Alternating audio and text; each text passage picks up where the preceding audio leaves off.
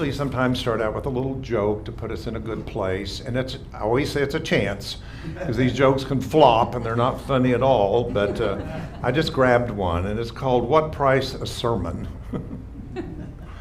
One beautiful Sunday morning, Reverend Bernard announces to his congregation, "My good people, I have here in my hands 3 sermons. A $100 sermon lasts 5 minutes, $50 sermon that lasts 15 minutes, and a $20 sermon that lasts a full hour. Now we'll take the collection and see which one delivers." I thought that's a little too close. I'm kind of opening the door, so we won't do that. This morning's message is more of what I call a message of remembering and remindance. It's not new. It's something we've talked about several times in the theme of HeartLight. And I just call it seeing through sacred eyes. Everything starts with a worldview. If we see the world through cynical eyes, we see the evidence of how far we have fallen short of perfection. Cynical vision is a cop-out. Cynical eyes don't see the larger picture. They provide a condensed vision, bereft of hope. If we see the world through pessimistic eyes, we see the evidence to support despair of the future. Pessimistic vision only sees a partial picture and offers an unrealistic and distorted view of the future. If we look at the world through sacred eyes, we see the larger, more realistic picture. Sacred eyes can penetrate down through the opaqueness of the materialism and reductionism that is so characterized by our recent look at scientific evidence that the historical record to perceive human evolution and its meaning and purpose. Sacred eyes. We almost could change sacred eyes to sacred eye. One of the things that we are learning here this weekend in Som Energetics is a technique called the opening of the eye. We've all heard of the third eye, it's called in the East, or the eye of enlightenment. The teacher Yeshua said, when the eye is single, the whole body is full of light. What does that mean? It means once we stop looking at the world in the different states of reductionism that we've been under for the last 12,000 years, dominion over the earth, men over women, and all the specializations of professions. Sometimes I go to a doctor and the doctor says, "This is not my expertise. Here, go to see this doctor." And that doctor said, "That's not mine, go see this doctor." In fact, in one clinic, you can have a doctor that's a doctor over your ankle, your wrist, your back, your shoulders, your elbow, which is the last of the reductionism of the world today. How we've segregated ourselves off into different boxes that, again, always trying to prove the illusion of our ego that I'm not you and you're not me. It has turned our attention to the outer world of materialism, where we see differences in gender, differences in race, difference politically, difference in our thinking completely. But I stand before a tribe that gave no attendance at the altar, and where much has been given, much is required of you that are here, that have moved into the more metaphysical quantum level of reality. Dared to see that what we thought we saw is not at all what is the truth. We look down through the opaqueness of the material world. Sacred eyes can penetrate the chaos of a current time that we're living in history and see the patterns that connects all the seemingly different revolutions of existence. Sacred eyes can penetrate through the superficiality of day-to-day activities and gain insight into our personal integrity. Where's integrity? When's the last time that you had a counter with integrity with someone? Seems to be a lost art. When's the last time that you connected to that part of another person that is a part of you? We've forgotten these things. I don't want to be too much against technology and computers and whatever, because it has its good place. It's not the computers I'm concerned about, it's the people who use the computers. Why we use them and how we use them. Are we losing ourselves in Facebook?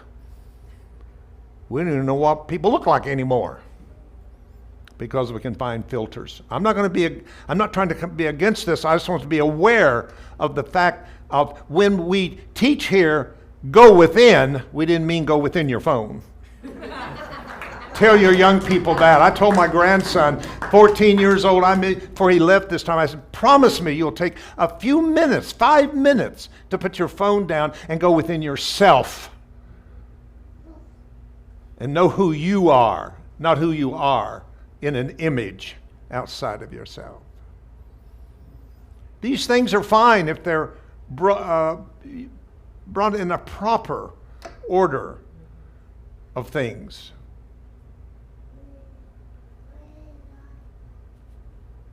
There's a meaning and purpose to the long journey of human evolution. Seems like we are going somewhere, or are we just aimlessly wandering around through history? Has evolution been strictly by chance or survival of the fittest, or can we perceive a meaning and purposeful progression? I want to talk a little bit about something that I think is important. It's a message that I've done for a long time on crises precedes transformation. The evolution of human consciousness is the marriage of science and spirit. This is what's happened with this new quantum world that we have discovered in the last 150 years. Through Einstein and Max Planck. I know they're not in the Bible. People say to me, well, they're not Bible people. But there are people. Many of them are people of some of our generation. And they're important too. We need to stop this worship in retrospect. Worship doesn't have to be with who somebody lived thousands of years ago. There's even those among us now that are visionaries and people that are able to point us to have a better experience with this time of breakdown of old models of third dimension world. Tell me what system is not challenged today. Financial system, medical system, the old Newtonian system of science, educational system, and the religious system. Can't leave it out. Everything is being challenged as it is becoming unglued at the seams, or we can say as the caterpillar becomes unglued at the molecular level.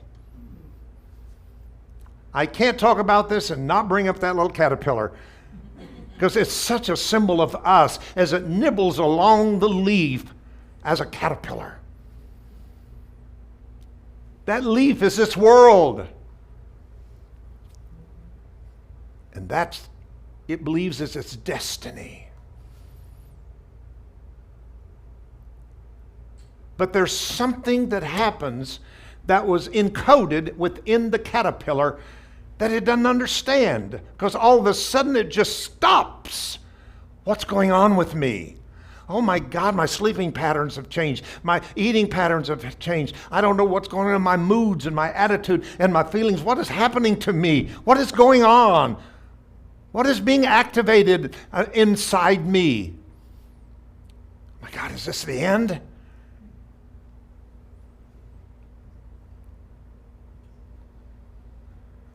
And pretty soon it begins to break down. It begins to break down. They actually call it becomes goo.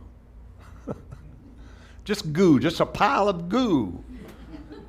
But in that goo is something called imaginal cells. That's what science calls it, imaginal cells.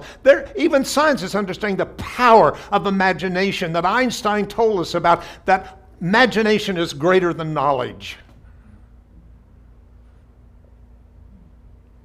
Some energetics that I'm teaching this weekend after 22 years started because I started imagining what it was like to pick up a tuning fork and use it for the higher good. But I had to become as a child to do it. Because children know how to do it. God, do they know how to do imagination?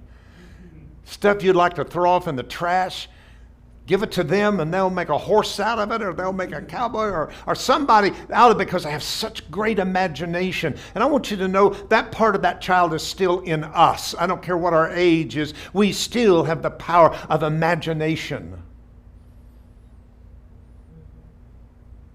And those imaginal cells goes off into that stage of breakdown for that caterpillar. Something big is happening. I don't know what it is, but something really big is happening. A new set of imaginal cells begin to produce a new pattern, and that pattern we might call a new sequence of DNA. The caterpillar has come to a place where there's nowhere to go as a caterpillar. Oh my God, if you've not gotten there yet, you will. Where do we go from here? But it's at this time that something is activated and awakened within the human psyche, within the human soul. We have nibbled on the leaf long enough, believing that Homo sapien is our destiny. It is not. We have not tapped into our potential.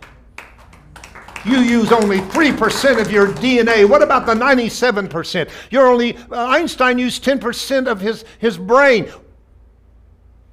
What's the average person out there using? Probably 1 or 2%.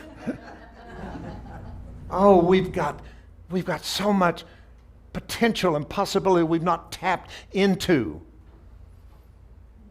that's ready to be awakened in us. So the caterpillar begins to rearrange itself into a new pattern, to become its new destiny, to become the next stage of its evolution. And this doesn't happen just mystically and in the spirit. This is something that's happening all the way to the cellular level that's going to change the embodiment of the caterpillar itself. A new body. How about that? Can you imagine for a moment that there's a set of DNA in you that can give you a new body and rearrange all of how your cells replicate themselves and you become a completely new part of the species?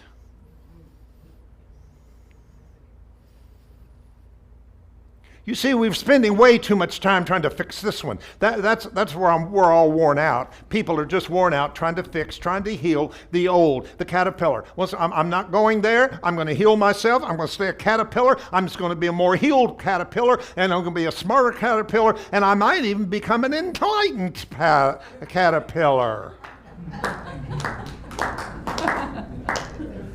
We're just shadowboxing, wasting energy that could take us to the next level of our bioconscious evolution. There's a new you in you. It's been called the genius within. It's been called many names. We call it the presence of the divine within. But it's a new pattern of a new you that is ready to emerge. And it has stopped us on the leaf. Now, if there's anything spiritual and positive about COVID and all of that, I thought it was a good analogy of stop. Go to your room, shut the door, and think about what you've done. And quit blaming everybody else. Quit blaming the government. Quit blaming this and that and another. And realize that you yourself, through your religions, through your third dimensional systems, has miscreated a world that is a world that you live in.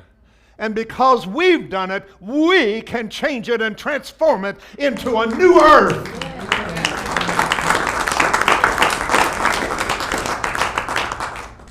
And that's why it's important to be a part of a community. We've got to be part of something bigger than ourselves.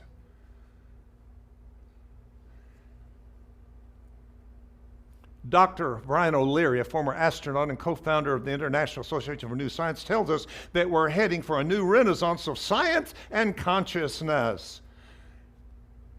And he states, we're on the threshold of our own transcendent evolution, adding, the genie is out of the bottle. I love the little story in the Old Testament about the Israel people and how that they thought they wanted to get out of Egypt. You know, they had been there in slavery for 320 years, and they kind of adapted to it, you know, that this is just where it is. One generation went, another generation came, and they just, you know, the only thing they lived with was a hope that someday it would change. But when the change came, it was challenging to them. And when they got out of Egypt and went into the wilderness,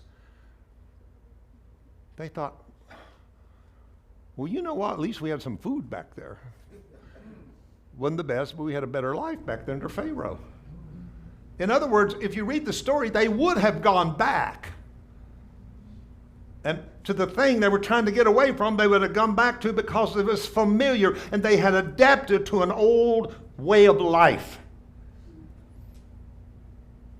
But what was it? The design was something called a Red Sea. So you can cross the Red Sea, but once you cross it, I'm going to shut it, and there's no more going back.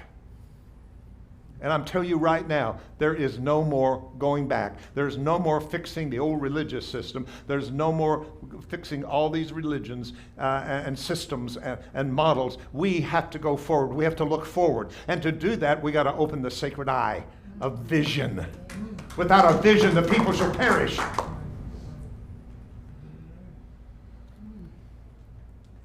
The Hopi Indian prophecy indicated that many of the ancient teachings and ceremonies to heal Mother Earth would be lost and rediscovered to the time we're moving out of the Piscean into the Aquarian age.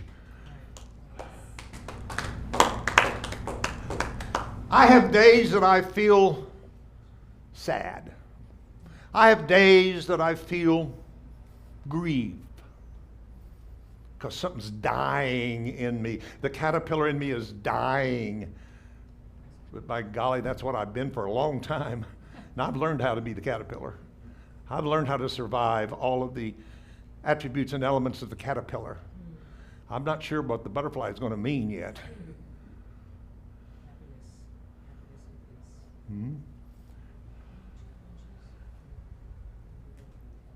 Mother Earth has called back many people in the last 2 or 3 decades especially. What am I talking about? Drumming circles, Native American history, ceremony. This has been a time that of the ancient has been called back. I know I want to go forward. See, I'm very visionary about what has not been. I think there's so much that has not been. I like this scripture that says, eye hath not seen nor ear heard the things that God has prepared to them that love him. Eye has not seen it yet. Ears have not heard it. It's in the reserve. But before that happens, there has to be something called the restitution of all that was spoken by the mouth of the prophet. What does that mean? It means what's been edited out of the indigenous people. How much has been lost under the name that you're a savage? We tried to educate them, and we took away their great spiritual connection to Mother Earth. Aborigines, Mayans. I could go on and name ancient people that were pre-biblical, pre-Christian. And now at this end cycle, there had to be the promise to restore everything that's been edited out. And it got the misnomer New Age. It's not New Age. It's ancient, indigenous stuff that's being restored back into the collective consciousness of mankind. I don't care what your background is. If you've had a leaning toward a Native American teachings and ceremony, most likely you've already fulfilled that somewhere in the past and been that and filed it in your Akashic records of your soul. Let me give you an example. I'll use myself.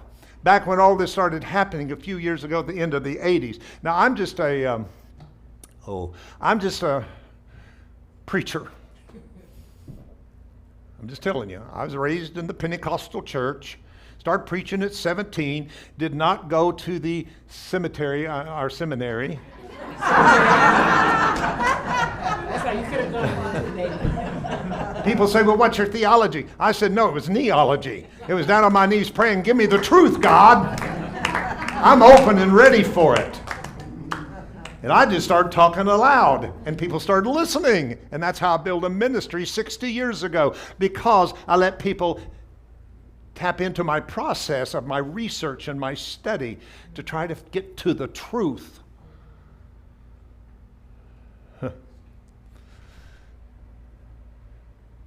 So here I was now having to deal with quantum physics, sacred geometry, the worst subjects that I had in school. I'm dyslexic in the first place. Oh my God, don't even try to give me a bunch of numbers, whatever. And here I am thrown into the very thing in which I did not do well in third dimensional education, and I'm thrown into the spiritual counterpart of it.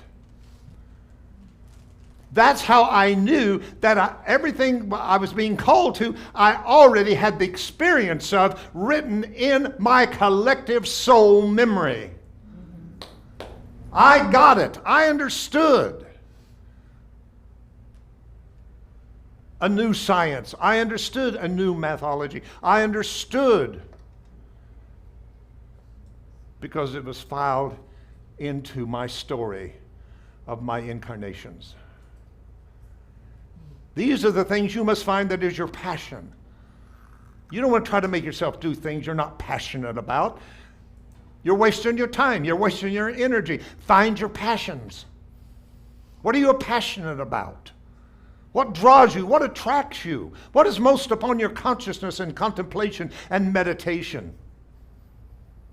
Beverly Whitehead pointed out that many of us are the ones the Hopi referred to. The ancient knowledge of our ancestors to heal their people. And the earth is now returning to those who are open to it.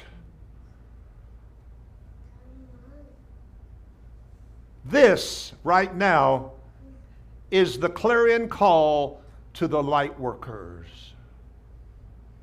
to look forward and create a model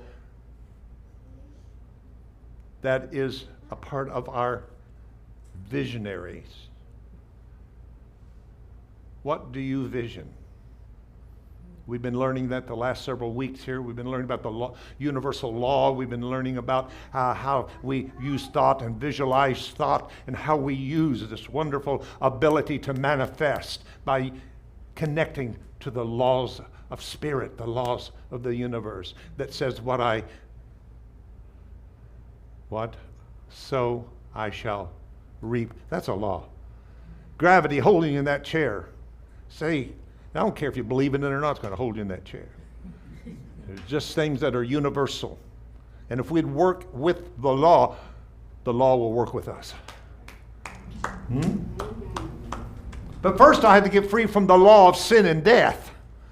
This is a great scripture in Romans 8. For we are free from the law of sin and death by the law of the Spirit of life. You see, religion tried to put a different law in my mind that I was born less, that I'm born a sinner. They came up with this original sin thing back in the Nicene councils to prove somehow that we are inferior as a created being. We lost the memory that we were created whole and perfect and in the likeness and image of our perfect Creator. That's what should have been taught. That wants to be taught to these children. And to each other, we need to do it. Yes, the genie's out of the bottle as far as the emergence of enlightened thinking. Oh, people are really smart now. We're a smart bunch. Just get us together. We've read the books. We've been to the workshops. We got the language. We really sound good. But where our debt is in the manifestation of what we're saying. Because we only have it in the knowledge. Because he rules her. I want you to get this. Knowledge of the head is the male. She, the goddess Sophia, is the wisdom of the heart. And as long as the ego can cut her off, nothing can be manifested. All right, men, hear what I'm saying to you. You may hold the seed, but if you don't find somewhere to put your seed that knows how to manifest your seed's not going anywhere. And that's what we've been doing, just piling on knowledge, reading the books, getting smart, sounding smart, and showing nothing. We've been taught in religions such as mine, for the man is the head of the woman, and the woman should be still and go ask her husband. Now put that in metaphysical terms. Keep it in your head, trust what's in your head, and don't dare let the wisdom, the ancient wisdom that's in the heart, speak and interpret the knowledge of him. Because the seed of the knowledge put into her will bring forth in the coupling of the two. That's why a few years ago there began to be heart-centeredness, heart math. Many of us was drawn to take heart math classes and become heart math practitioners and learn heart breathing and resilience of heart breathing and all of that. Why? Because she was waking up and he didn't know what to do. Oh my God, the feminine is back. Long as I can keep her under submission somehow, we'll never produce anything. I'll just keep piling knowledge on knowledge on knowledge on knowledge on knowledge on knowledge. But if she gets into the act, we're going to have a manifestation of life all the way to the cellular level. Oh, tremendous times. My time is going. I could talk about this forever, forever. And I'll close with this. This is a scientific research. As they observed the tables of atoms, contents of atom, hydrogen atoms and lithium atoms and so on and so forth, they were observing the hydrogen atom as a hydrogen atom. Now, anything that is visible is made a lot of subtle energy particles. You know, we used to think the atom was the smallest thing there was. And then we found out, no, in atoms there's an electron, proton, and neutron. And we thought, oh, that's the smallest thing. And then we found, oh, no, there's neutrons, and there's this, that, and another. We got down to bosons and everything else like that. And then we just ran out of things. What was left? The field. The field of all possibility, which under Newtonian science was called empty space in the cell. Then they found out it's not empty at all. It's just a subtle field of all possibility. And that's when I found God in me in 1989, is when I found my own potential. My own potential was God in me. It wasn't some little man, little old man, white man with a gray beard and whatever. That God was not the God person. It was a presence of a field of all my possibility.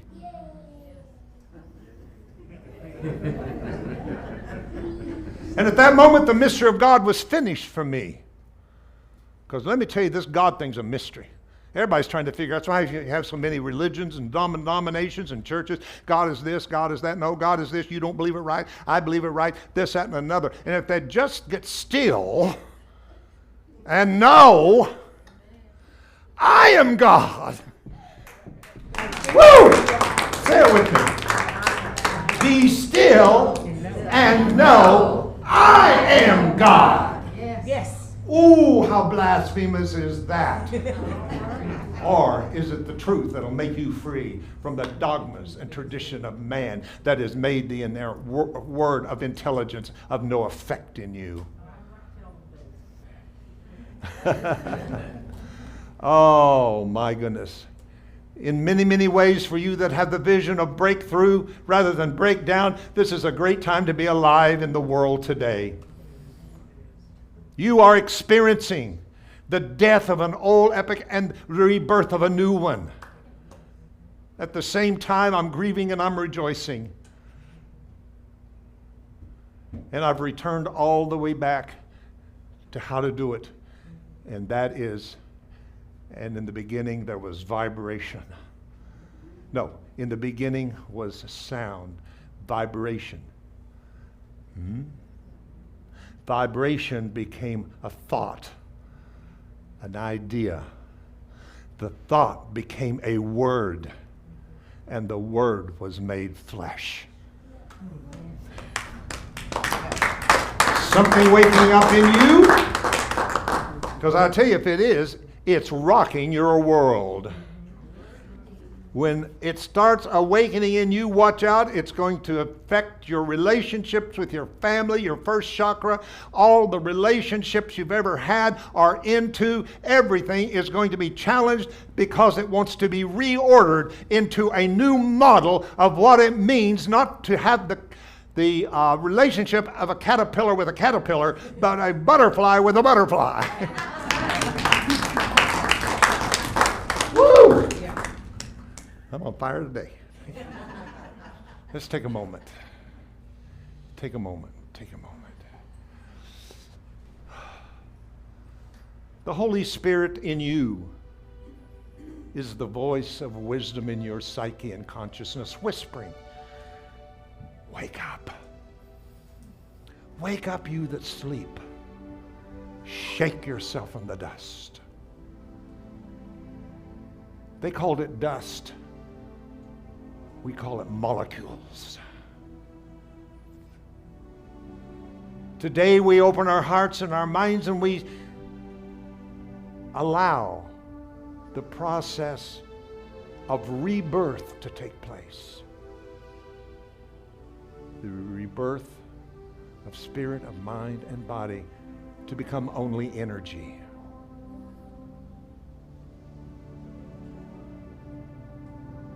It is not by accident that we have gathered here today, for this is a very unique day today, because we're going to walk out of here different than we walked in today. Because we, I know, have experienced shifts at deep levels.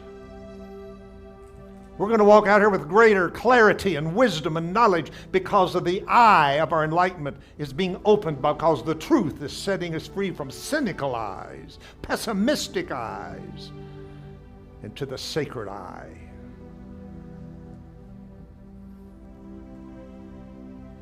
When I stand back there and after I've spoken, the greatest thing somebody can say to me is, I see what you're saying. They don't mean with these eyes. They mean they got it. They understood it. They had an epiphany. Spirit got into their consciousness.